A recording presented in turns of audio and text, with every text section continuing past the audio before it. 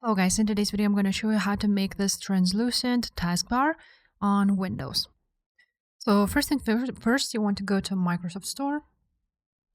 On Microsoft Store, you want to go to search for apps and you want to write down translucent TB.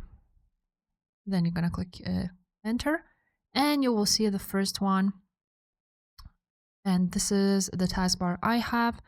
So all you need to do is click install. After it will be installed, you want to click open. And as you can see, the taskbar has changed to translucent. In order for this to be translucent all the time when you boot your PC, you want to go to Task Manager. You want to go to Startup Apps. And here you want to make sure that translucent is added right there. If it's not, then you want to run a new task so that it would start up with your PC. If this video was helpful, make sure to subscribe and I will see you next time. Bye.